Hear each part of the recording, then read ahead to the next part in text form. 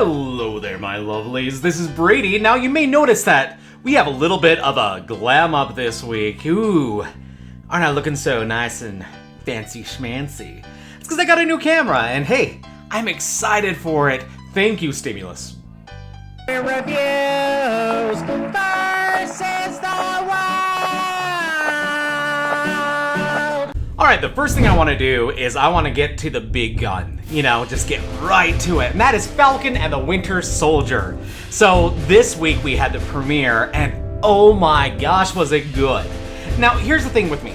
Usually I am very much the type of guy who is very invested in just weird and out there sort of shows. So of course, WandaVision was 100% my jam. But Falcon and the Winter Soldier, also my jam. The interesting thing with Falcon and the Winter Soldier, now obviously this is just based solely on the premiere, but I love how we get into the nitty-gritty of everyday life outside of being heroes. You know, what happens with these guys once they're, you know, not necessarily in the spotlight, not having the action, and that is so good. And I also love this trend that we've been seeing of how the world of Marvel was affected by the blip.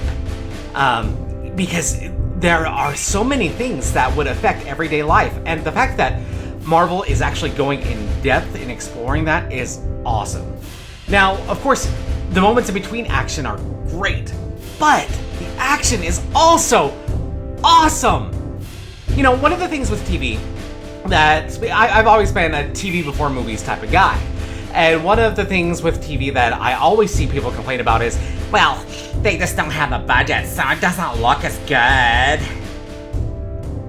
Well, yeah, they usually don't.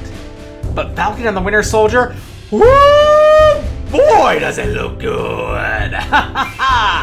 Yeah, I love it. The action is so frenetic, and it looks amazing. This looks like top-tier Marvel cinema. Not Marvel TV, but Marvel cinema, and I am here for every second of it. Alright, so the next thing I want to tackle is completely on the other side of the spectrum as far as TV is concerned, and that is the Great Food Truck Race. That's right. I'm going from talking about Falcon and the Winter Soldier, you know, just the height of television, to a cooking show. And not just a cooking show, but a cooking show mixed with the Great Race. It's pretty much what this is, and I love it. The thing that I like most about this show, you know, all cooking shows I enjoy because I go, ooh, that food looks good, ooh, that sounds like a great idea. I never thought of that culinary creation before, and that's just awesome. But here, you get it even on a deeper level. What you have with the Great Food Truck Race is you mix in business with that food. Because it's not just about making the best food, but it's about being the best business. Making the most money with your food. Yes, having the best food will help with that. But if you are not also on top of your business game, you're just not gonna make it. And that's why I love the Great Food Truck Race. The new season just started. It's been great so far. It's actually all Alaska-based.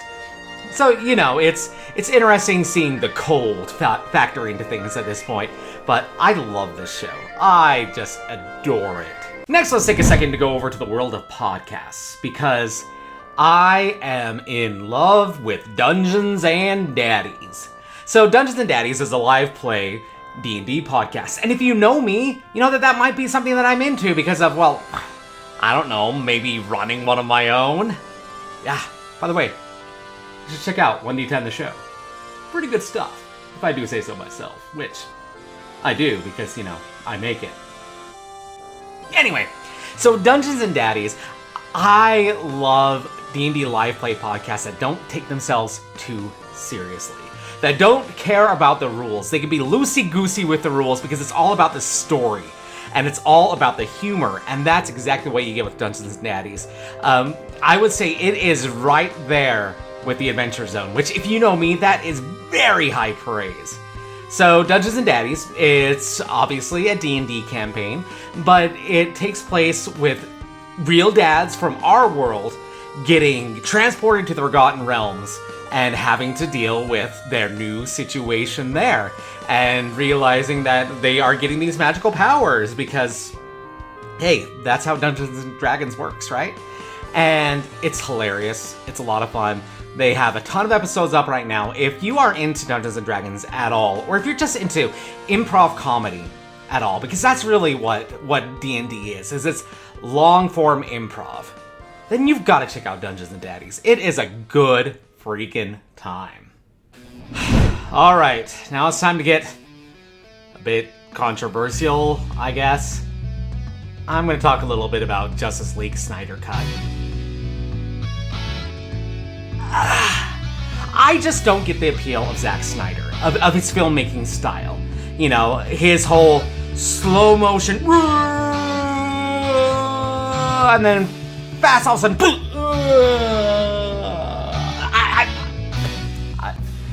I don't get it. I don't think that it looks good. I think that the darker tones that he uses in his films don't look great. And Justice League was already kind of just an awful movie. And so, to take that movie, extend it by a couple of hours, and shrink it down to 4:3, and...